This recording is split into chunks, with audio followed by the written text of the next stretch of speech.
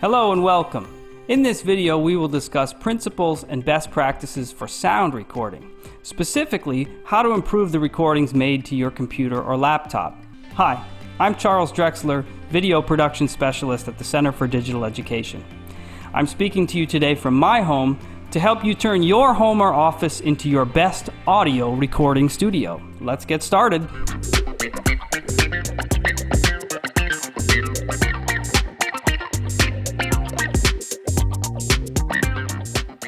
Okay, let's begin our discussion about sound with equipment and microphones. Now, at its most basic, all you need in order to make a sound recording is a recorder and a microphone. And many computers and laptops today have those two elements already built in. So we're going to figure out how to use this machine to get our best audio recording. In this video, we're going to test 3 different types of microphones that you might use in your home or office recordings. And then we're going to discuss other factors related to sound recording, including environment and performance. First, let's talk about how to get a great recording from your computer's built-in microphone. Now, your first step is you want to identify where on your computer the built-in microphone is. Sometimes a computer will have a microphone built in right next to the webcam, or you might see it down here near the touchpad, up here above the keys or next to the keys. On this particular computer, the microphone is actually hidden behind this speaker grill right over here. Before we listen to any microphone tests, I want to discuss an important concept that I'm going to refer to throughout this video, and that is getting on your mic. Getting on your mic means identifying where your microphone is located and positioning yourself so that you are speaking directly into the microphone. So what I'm going to do is actually speak into the microphone on this computer.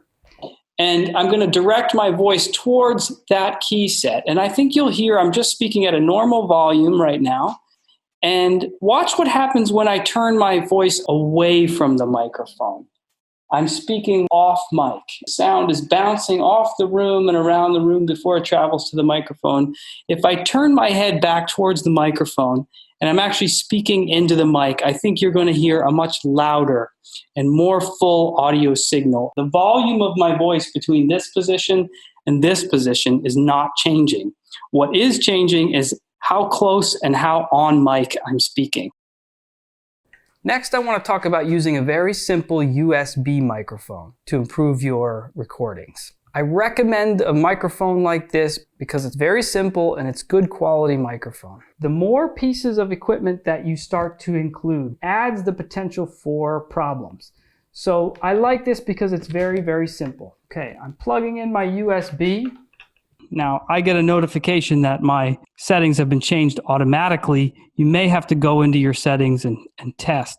But this is an example of a USB snowball microphone. The idea is this big snowball microphone is going to be a better microphone than the tiny little one inside of your computer. And obviously, you can tell from the sound quality that it's much better. I'm about 6 inches hand away. I do not want to be too far away. When I move the microphone far away, you can hear that my voice sounds maybe more hollow and maybe sounds tinny. And as I'm moving, I'm keeping the microphone with me. If I keep the microphone in one static spot and I'm turning, and now I'm getting on mic and now I'm getting off mic. Now, every microphone will have its own pickup pattern or area that the microphone sees. It's your job to get yourself into the best position in order to speak into the microphone so that the microphone is picking up your best audio signal. Okay, now I just plugged in my Bluetooth headset. This is a headset meant for sports and exercise, but I use it sometimes for recording because it's got this great microphone right here that hangs from the transmitter and it hangs down the wire and it hangs near my mouth. I think I've seen a lot of Bluetooth devices that have the recording and the earpiece all in one ear. This one keeps the microphone by my mouth and it's picking up a more full signal. Now, you are going to hear compression and you're going to hear a lot of filtering. The audio is not going to be as good as it would be on the USB microphone or maybe even on the internal microphone. But in a pinch, a device like this might be able to help you with your recordings. Another major consideration is the recording environment. Specifically, I'm thinking about the room you're recording in, the shape of the room, the furniture in that room, and how the sound is bouncing through the air before it's captured by the microphone. Avoid rooms with lots of hard surfaces like wood or tile. Sound waves bounce off these hard surfaces, causing echoes and noises. Try to select a room with soft furniture or carpeting. These surfaces will absorb sound. If that's not possible, try throwing down a blanket under your feet or over the hard surfaces in the room. Finally, I want to discuss performance and technique. Take a look at this vocal artist. She is not just communicating through recorded media. She is opening herself up. She is sharing her knowledge and her experience and her passion with her audience. She is smiling. She is relaxed.